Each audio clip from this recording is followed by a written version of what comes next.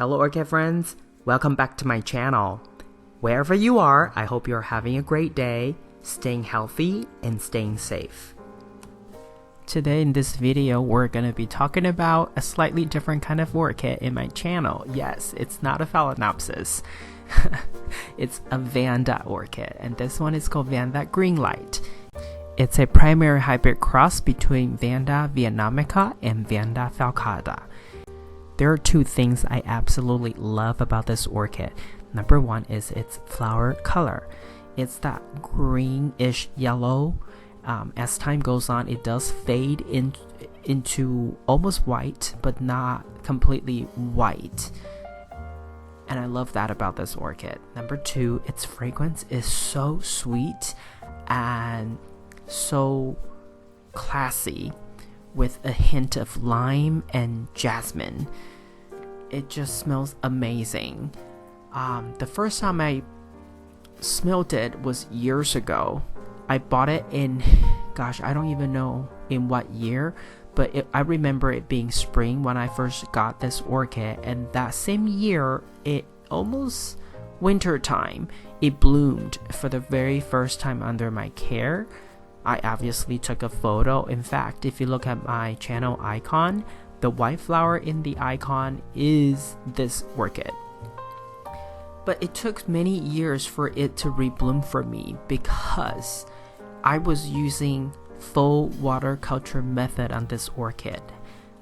I know you probably can't believe I did that, and I also can't believe I tried that on this orchid. But magically, I did not kill this orchid using that method, and I'm really thankful it lived. It survived. It survived the experiment.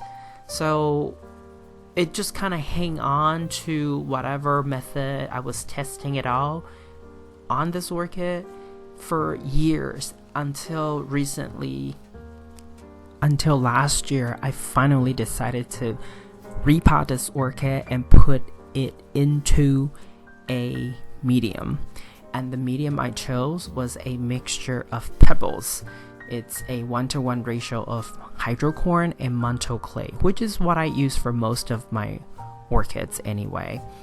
And I also put this orchid into a clay pot, so it started to take off, started to grow rapidly with lots of roots. And of course, because it's in a clay pot, so I do use the soaking method a lot with this orchid, and I also give this orchid slightly more fertilizer. I still give this orchid quarter strength fertilizer, but I keep the water, and for example, I will give this orchid water on a Saturday, but then after maybe about 3 days or so, so maybe on a following Tuesday or Wednesday, I will soak this orchid again with the same solution. I didn't dump out the water right away, knowing that I will give this orchid a second drink of water and nutrients. So I do that. So this orchid does receive an additional time of water intake and nutrients. And it does seem to work really well for this orchid. Look at the bloom. It's so nice to see all these lovely blooms after so long.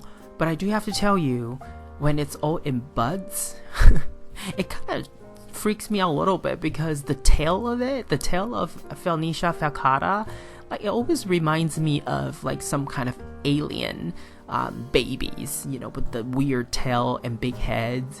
But when it opens though, and when the fragrance start to come out, gosh, this orchid is so good. Such a lovely orchid to have, and I totally encourage anyone to try out Vanda Greenlight, this particular primary hybrid, or even just get a mature size plant Vanda falcata. And the reason I want to stress mature size plant is, gosh, if you buy something small, falcata may take you years to become mature to bloom. So it does require some patience and some not killing your orchid capability in order for you to be able to grow your falcata from a young plant to mature to then bloom for you. So when you purchase an orchid like that, always make sure you ask whether it's a mature blooming size or not. Anyway, back to this orchid. So look at the flower. I changed the background so you can kind of see the older flowers tend to be a little bit more white, and then the newest flower on top does still have that yellowish greenish yellow color tone to it. Again, the fragrance is just amazing. A little bit of jasmine, a little bit of lime, and a lot of sweetness to it. This orchid, when it was in bloom, I tend to just move it to a shelf with nothing else around it. It's just one orchid, one pot with one clump of flower. That's enough for, it's just enough in and of itself. But I do want to tell you, because it's in a clay pot and later you'll see that there is a lot of efflorescence around the clay pot, and that's essentially a type of crystalline deposit of salts that can potentially form when water is present in or on bricks or on like clay material, stucco, things like that.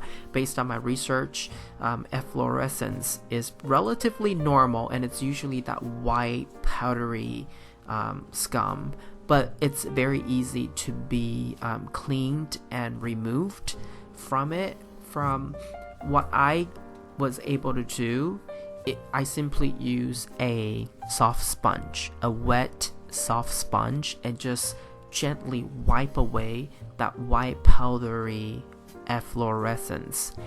It was so easy. It's not mold, it's nothing too serious, and in fact I think clay pots need to have a little bit of green, white, algae to have that rustic look, which I also adore.